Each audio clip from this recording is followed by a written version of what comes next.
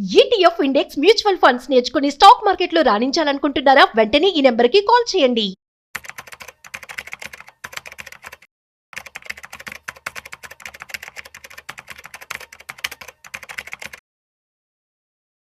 మన భారతదేశంలో గోల్డ్ అంటే ఇష్టపడిన వారంటూ ఎవరు ఉండరు. పండుగలు కావచ్చు, లేదంటే ఫెస్టివల్స్ కావచ్చు, అట్ ది సేమ్ టైం పెళ్లిళ్ళు కావచ్చు. సో గోల్డ్ అనేది ఒక ఎమోషన్గా అందరూ భావిస్తూ కొంటూ ఉంటారు. అట్ ది సేమ్ టైం చాలా మంది కూడా ఇప్పుడు గోల్డ్ని ఒక ఇన్వెస్ట్మెంట్ కింద కూడా తీసుకుంటూ ఉన్నారు. సో అయితే మరి గోల్డ్కి సంబంధించి ప్రైస్ అయితే రీసెంట్ టైమ్స్లో అమాంతం పెరిగిపోయాయి. మరి ఇవి తగ్గుతాయా?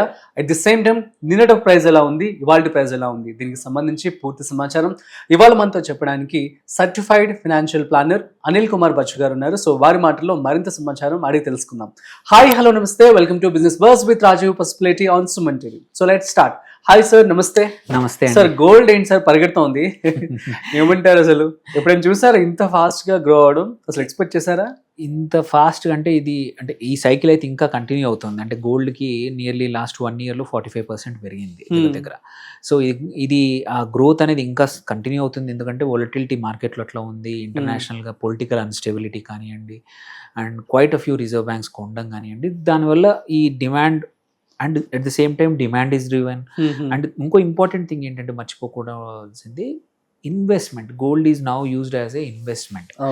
దానివల్ల కూడా ఇవన్నీ కారణాల వల్ల కంటిన్యూస్గా పెరుగుతూనే ఉంది. ₹1,00,000 ఎప్పుడు దాటేసింది, ఇప్పుడు 10,200, 300 యాక్చువల్లీ. అయితే మన ఆడియన్స్ కి ప్రైసెస్ గురించి చెప్పే ముందు మరి గోల్డ్ అసలు తగ్గుతుందంటారా? తగ్గకపోవచ్చు అండి. ఓన్లీ తగ్గినా ఒక కొంచెం 5%, 2% కన్నా ఎక్కువ తగ్గదు. ఎందుకంటే గోయింగ్ ఫార్వర్డ్ అంత అన్సర్టనిటీస్ మొత్తం ఒకేసారి మారుతాయని నమ్మకం లేదు.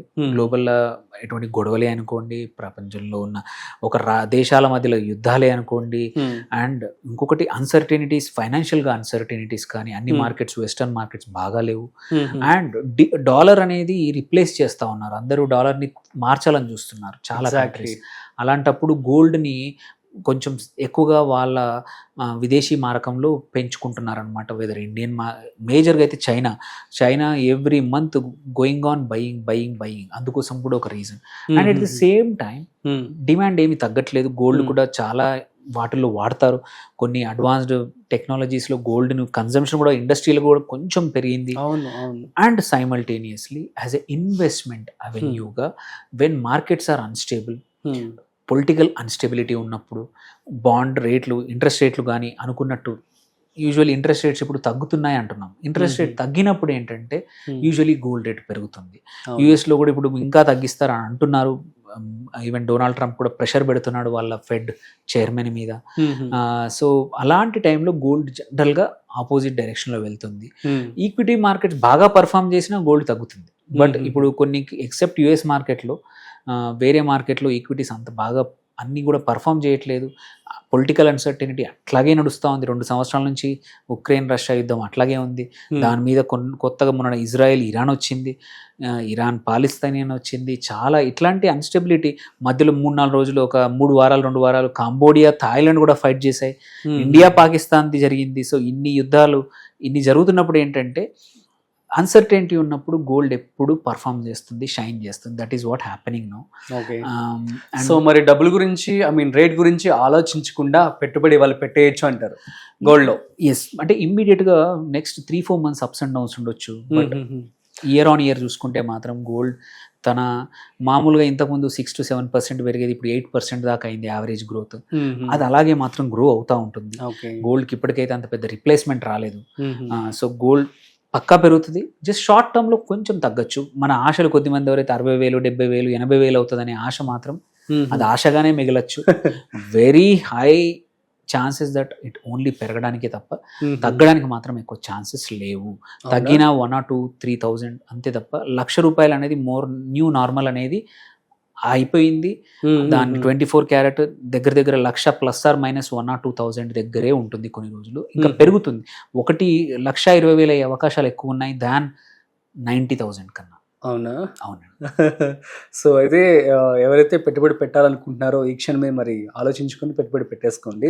అండ్ ఆల్సో గోల్డ్ని ఒక మంచి ఇన్వెస్ట్మెంట్ కింద కూడా మనం తీసుకోవచ్చు కదా సార్. సో చాలామంది కూడాను మరి మ్యూచువల్ ఫండ్స్ కావచ్చు, స్టాక్ మార్కెట్ కావచ్చు, అందులో మేము మాకు నమ్మకం లేదు, ఇందులోనే పెట్టేస్తాం అని చెప్పి అంటూ ఉంటారు.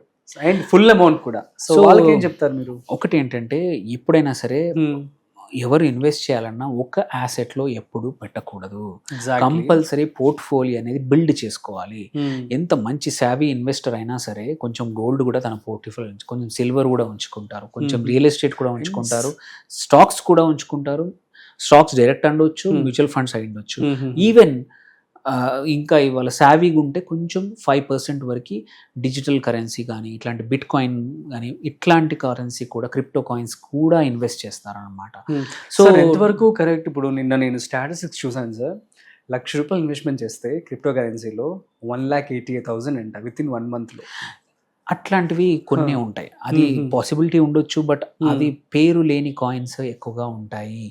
ఆ కాయిన్స్ పంప్ అండ్ డంప్ ద్వారా ఎవరో ఒకరు కొనడము ఇంకొకరు అమ్మడము చేయడం వల్ల ప్రైస్ పెంచుతూ ఉంటారు.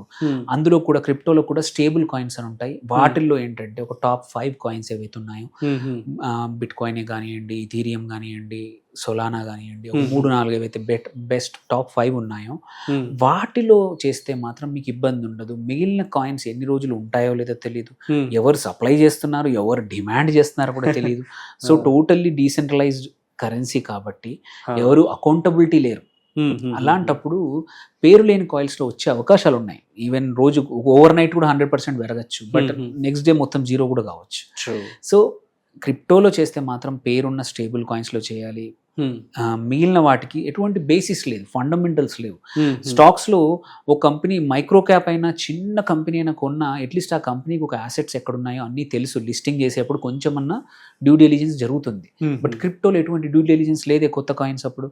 సో అందుకోసమే పేరున్న కాయిన్స్ క్రిప్టోలో మంచి మార్కెట్ క్యాప్ ఎక్కువ ఉండి చాలా ప్లాట్ఫామ్స్లో అమ్ముడుపోతూ ఈజీగా కావాలంటే ఎగ్జిట్ అయ్యి అట్లాంటి వాటిలో చేస్తే ఏంటంటే అట్ ద సేమ్ టైం మర్చిపోకూడదు ఏంటంటే ఇండియాలో taxation is very high. 35% crypto మీద వచ్చే లాభాల మీద పడుతుంది. అండ్ అంత ఈజీగా గవర్నమెంట్ అయితే ఎంకరేజ్ చేయట్లేదు.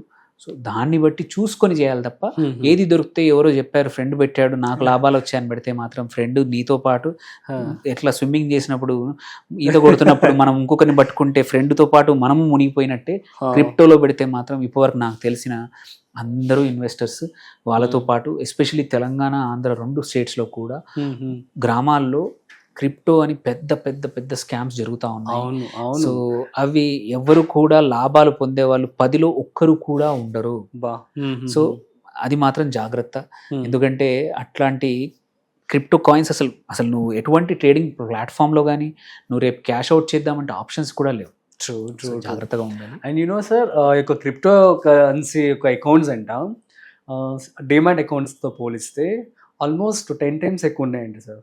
అరౌండ్ మీకు 5 crores ఉంటే ఇవి 22 crores ఉన్నాయంట అరౌండ్. సో క్రిప్టో మీద అంటే జనాలు ఎంత గ్రీడీగా ఉన్నారో అర్థం చేసుకోండి. ఎస్, అంటే ఏమవుతుందంటే ఇట్స్ లైక్ మన వాట్ వీ అండర్స్టూడ్ అంటే ఒక లాస్ట్ 1 or 2 years నుంచి గ్యాంబ్లింగ్కి, రిస్క్ టేకింగ్కి యంగర్ పాపులేషన్ అనుకోండి, ఈవెన్ మిడిల్ ఏజ్డ్ కూడా ప్రెప్ అయిపోయి ఉన్నారు. అలాంటి వాళ్ళకి క్రిప్టో ఈజ్ ఇంకొక సాధనం. ఏది ఇట్లాంటి అన్సర్టెనిటీస్ని, గ్యాంబ్లింగ్ నేచర్ని, బికాజ్ ఓవర్ నైటే 30% పెరగచ్చు, తగ్గచ్చు. And so many crypto coins అసలు అవి ఎవరు చేస్తున్నారు, ఎందుకు చేస్తున్నారు, యూజ్ కేస్ లేదు, ఎటువంటి వైట్ పేపర్ లేదు, ఎవరు చేస్తున్నారో తెలియదు, ఎందుకు చేస్తున్నారో తెలియదు. Just because it is one more. అంటే ఇంతకుముందు ఏంటంటే మనం ఇవి చూసాం, స్కామ్లు చూసేవాళ్ళం. ఇది గొలుసు కట్టు స్కామ్లని. క్రిప్టో ఈజ్ ఎ న్యూ గొలుసు కట్టు స్కామ్ అనమాట. ఇది పేరు లేని కాయిన్స్ అన్ని కూడా. ఎందుకంటే బేసిస్ లేదు, బేసిస్ అస్సలు లేదు, యూజ్ కేస్ అస్సలు లేనే లేదు. ఎవరో ఇది పెరుగుతుందని చెప్పి కొంటున్నారు కానీ ఎవరు పెంచుతున్నారు, ఎందుకు చేస్తున్నారో తెలియకుండా పెరుగుతుంది అనమాట. సో అందుకే క్రిప్టోలో చాలా అతి జాగ్రత్త ఇంపార్టెంట్. 5% కన్నా ఎక్కువ పెట్టకూడదు మన పోర్ట్ఫోలియోలో. అంటే పోయినా సరే అనుకుని తప్ప అస్సలు పెట్టకూడదు. పెట్టి నేను ఎంతోమంది నా క్లయింట్స్, కొద్దిమంది మన మాట వినకుండా లాస్ అయిన వాళ్ళని చూశాను. తర్వాత లాస్ అయ్యాక కొత్త క్లయింట్స్ కూడా వచ్చారు, వాళ్ళు కూడా చూశాను. సో ఇప్పుడు బుద్ధి వచ్చి మారి మళ్ళీ ఓపిక్గా, అన్నిటికన్నా important boring is always better. Exciting ఉన్న చోట ఎప్పుడు దెబ్బలు తగులుతాయి. ఎక్సైట్మెంట్ ఈజ్ ఇంపార్టెంట్, బట్ కష్టపడి సంపాదించిన డబ్బుల్ని ఎక్సైట్మెంట్ కోసమని ఇట్లాంటి రిస్క్ యాసెట్లో పెట్టకూడదు. Some times boring is better, slow growth is better. Yeah than sudden growth. Super sir, thank you so much. So guys అర్థమైంది కదా, గోల్డ్ నుంచి వచ్చి క్రిప్టో దాకా వచ్చేసాం. సో క్రిప్టో గురించి మేము సపరేట్గా మరొక వీడియో చేస్తాం మీకోసం. So stay tune. So by the way, so ఈ ఎండ్ ఆఫ్ దిస్ వీడియో ఏంటి అంటే, సో గోల్డ్ అనేది సో ఇప్పటికి 1 lakh అనేది న్యూ నార్మల్ అని చెప్పి అందరూ అంటున్నారు. మన కళ్ళ ముందు ఎలా పెరిగిపోయిందో చూసారు కదా. సో ఇంకా పెరుగుతుందట. సో కాబట్టి ఎవరైతే పెట్టుబడి పెట్టుకోవాలనుకుంటున్నారో గోల్డ్ కూడా ఇన్వెస్ట్మెంట్ చేసుకోండి. That's it. సో మరొక ఇంట్రెస్టింగ్ కాంటెంట్తో మళ్ళీ కలుద్దాం. అంతవరకు చూస్తూనే ఉండండి సుమన్ టీవీ.